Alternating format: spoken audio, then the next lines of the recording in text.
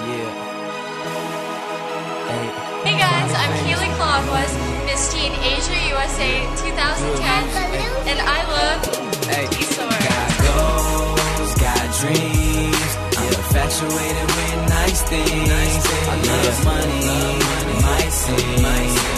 This is my desire, wanna need. Hey, all I do is eat shit and think about success. Cause man, I done had enough stress. But I beat every obstacle they put up. Back against the wall like a stove, so I cook. Hello? Good day, Marcito.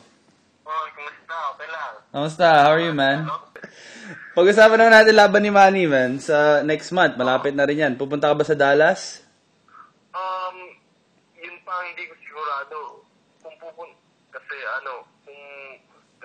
baka may plano akong umuwi ng Pilipinas, pero kung hindi man, baka pumunta ako. Yeah, that's good. Sabihin mo lang dahil marami tayong mga Pilipinong fans na nandun at siguradong excited sila na ma-meet ka. Dahil syempre, ikaw ang future natin eh. Ikaw isa sa mga ilang natitira na pwedeng magpatuloy ng legacy ni Manny eh. Ano naman tingin mo sa fight na yan? Ha? Ano naman tingin mo sa fight na yun kay Manny at kay Margarito?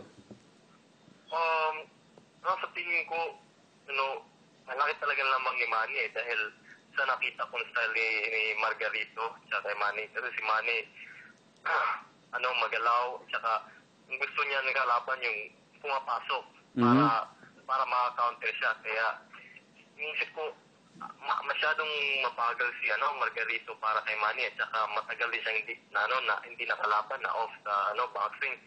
Kaya, sa tingin ko, mas malaki ang ni Manny. Malaki ang chance ni Manny na manalo dito kay Margarito. Kung ganun pa rin na style, ipapakita niya dahil Manny, kung kumpara mo malayo talaga ang bilis niya kaysa kay Margarito. Yeah. Nakasparing mo na ba si Manny noon? Hindi ko na-sparring.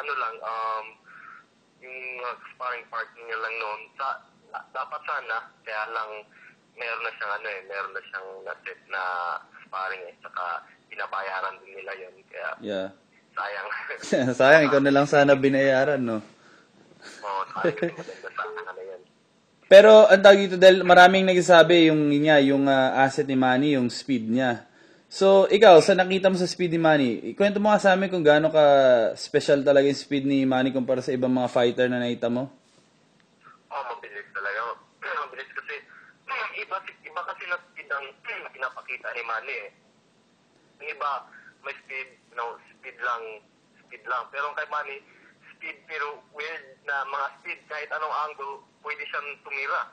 Sa boxing meron kasing stance na kailangan mong nakatayo ka, ganyan na stance na mas madaling itira. Kung maiba yung stance mo, hindi ka makatira dahil hindi ka nakaset.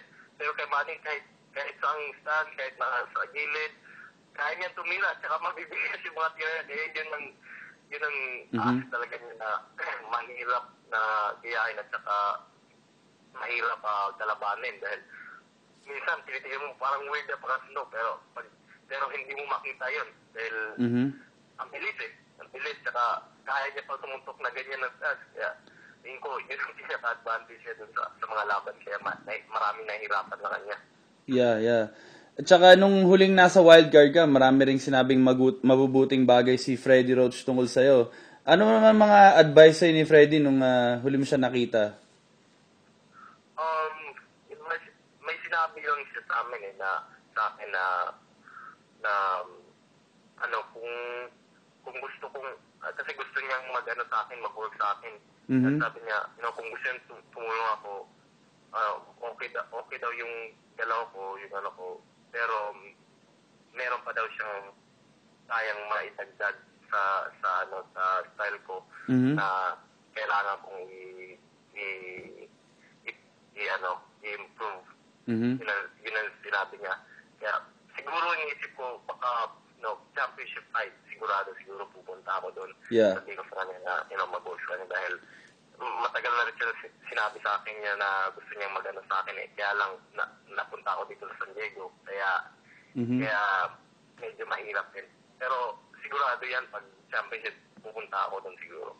Sa kanya. Yeah, at ipagdadasal namin lahat ng championship fight na yan. Salamat naman. O sige, medyo mahaba-haba na to. Iimbitahan mo mga fans mo, tsaka yung mga gusto mong batiin para sa fight mo this Friday. Sige. Sa lahat na mga fans ko dyan na sumusubaybay sa mga laban ko, sana kung malayo mo kayo, panoorin nyo na lang sa TV, sa Tulo Boxeo, Telefutura, o ganyan. And then, sana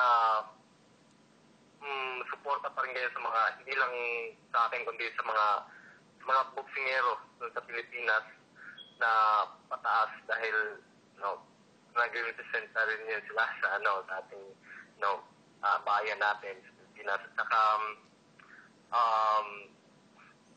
sana mas marami pa darating na mga boksingero na magaling na mag-represent. Kasi si Manny,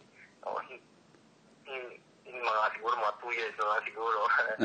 Sana mas marami pa na mag-represent. Sana hindi matigil doon. Si Manny ngayon sana may patuloy pa. Tsaka balita ko, pag nanalo ka daw, magpapapiesta ka sa Cebu, di ba? Ewan ko, baka championship fight siguro pag marami ng budget. Pag hindi tayo ng dyan, mga litsyon. Pag-fiesta ako na. Oo, man. Dahil celebration, malaking celebration yun, dapat. Dapat. Tsaka dapat, imbitahan mo kami lahat. Dapat. O, sige, Marcito, maraming salamat, ha. Good luck sa Friday, ha. Okay, thank you. Thank you. Sige, ingat.